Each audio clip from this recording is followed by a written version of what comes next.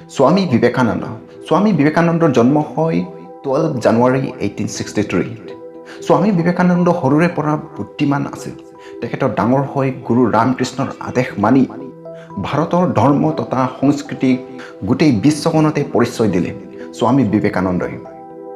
আজিও বিশ্ববাসী তেখেতৰ সন্মান কৰে।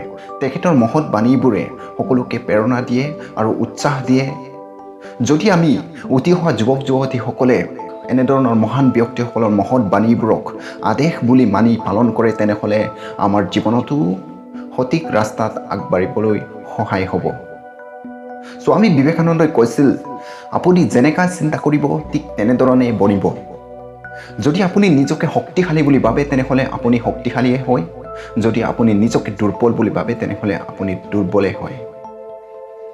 যাৰ মনত আশা জীয়াই আছে তেওঁ হাজাৰ বাৰ বিফল হোৱাৰ পিছতো পৰাজিত নহয়। তেখেতে কৈছিল, সংঘৰ্ষ কৰা মোৰ বাবে সমস্যা নহয়, মোৰ বাবে অভিৰুচি হয়। বিজয় পোৱা মোৰ বাবে প্ৰয়োজন নহয়, সেই মোৰ অনুৰাগ হয়। এটা সময়ত এটাই কাম কৰক আৰু তাৰ সম্পূৰ্ণ মন প্ৰাণ দি কাম কৰক, বাকী সকলোবিলাক পাহৰি যাওক। যদি মানুহৰ কিবা কৰাৰ ইচ্ছা থাকে তেনেহ'লে এই সংসাৰত কোনো অসম্ভৱ কথা নাই। প্ৰয়োজনতকৈ সময় আৰু সন্মান কাকো বেছি নিদিব। তেনেকুৱা কৰিলে আপোনাক দুৰ্বল বুলি ভাবিবলৈ ধৰে। বিজয় কৰি দেখুৱাওক সেইসকলক যিসকলে আপোনাক পৰাজয়ৰ আশা কৰি আছে। যিসকল মন ভাঙি যোৱাৰ পিছতো মিচিকীয়া হাঁহিৰে জীয়াই আছে তেওঁলোকক কোনেও পৰাজিত কৰিব নোৱাৰে। সদায় ভয় কৰি থকাতকৈ এবাৰ য'ত আপোনাৰ ভয় আছে তাত মোকাবিলা কৰক। আপোনাৰ ভয় পোনে হেৰাই যাব। ভাল মানুহক ঈশ্বৰে বহুতো পৰীক্ষা লয় আৰু সদায় লগত থাকে। বেয়া মানুহক জীৱনত বহুতো কিবা কিবি পায়, কিন্তু তেওঁৰ লগত কেতিয়াও ঈশ্বৰে নাথাকে। তেওঁক পচন্দ কৰক যিজনে আপোনাক পৰিৱৰ্তন কৰে। প্ৰভাৱিত সকলোৱে কৰিব বিচাৰে। ব্যস্ত কৰি থাকিলেই নহ'ব, ব্যস্ত পৰোৱাও কৰে।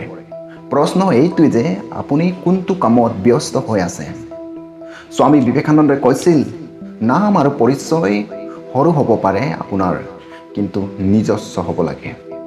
মিছা কথা কোৱা আৰম্ভতে সহজ হয়, কিন্তু পিছত আপোনাক অশান্তি দিব পাৰে। সঁচা কথা কোৱা আৰম্ভতে কঠিন হয়, কিন্তু পাছত আপোনাক সুখ শান্তি আনি দিব।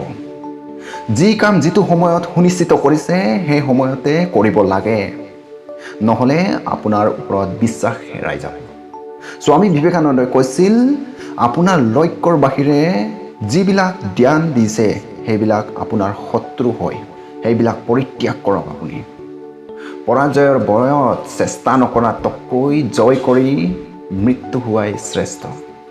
কোনোবাই যিমানে আপোনাক বেয়া ব্যৱহাৰ কৰক, নিজকে শান্তি ৰাখক, কিয়নো ৰ'দৰ পোহৰত যিমানে শক্তিশালী হওক সাগৰ সমুদ্ৰ শুকাব নোৱাৰে। ভাল সময় কেতিয়াও নাহে, ভাল সময় বনাব লাগিব আপোনাৰ কঠোৰ পৰিশ্ৰমৰ জৰিয়তে। বুদ্ধিমান ব্যক্তি আনৰ ভুলৰ পৰাই শিকে, মূৰ্খ ব্যক্তি আনৰ ভুলবিলাক চাই হাঁহে। বাইগক বিশ্বাস কৰাতকৈ আপুনি আত্মবিশ্বাস হোৱা বেছি শ্ৰেয়। বাইগক বিশ্বাস কৰিলেহে আপোনাৰ কপালত যি লিখা আছে তাকে পাব, কিন্তু আপুনি আত্মবিশ্বাস কৰে তেনেহ'লে আপুনি যি লাগে তাকে ঈশ্বৰে আপোনাৰ কপালত লিখিব। স্বামী বিবেকানন্দই কৈছিল, আপোনাক কোনেও পঢ়াব নোৱাৰে, কোনেও আধ্যাত্মিক বনাব নোৱাৰে। আপুনি নিজে সকলো ভিতৰৰ পৰাই শিকিব লাগিব। নিজৰ আত্মাৰ বাহিৰে কোনো ভাল শিক্ষক নাই। আপোনাৰ আত্মাই হৈছে আধ্যাত্মিক গুৰু। প্ৰয়োজনতকৈ বেছি আৰাম কৰা আৰু মৰ্যাদাতকৈ বেছি মৰমে মানুহক পংগু বনাই দিয়ে। ধন্যবাদ বন্ধুসকল ভিডিঅ'টো চোৱাৰ বাবে। ভাল লাগিল যদি লাইক কৰি দিব আৰু চেনেলটো ছাবস্ক্ৰাইব কৰি দিব। এনেধৰণৰ নতুন নতুন নলেজেবল ভিডিঅ' মই আনি থাকিম। আপোনালোকৰ মৰম আৰু সহযোগে মোক নেক্সট ভিডিঅ' বনোৱাত নিশ্চয় উৎসাহ দিব। যিসকলে মোক সহায় কৰিছে, যিসকলে সহযোগ কৰিছে, সিহঁতক বহুত বহুত ধন্যবাদ। আকৌ নতুন এটা পাৱাৰফুল ভিডিঅ'ৰ সৈতে আপোনালোকৰ লগ পাম। আজিলৈ ইমানতে বিদায় লৈছোঁ। নমস্কাৰ, জয় আই হোম।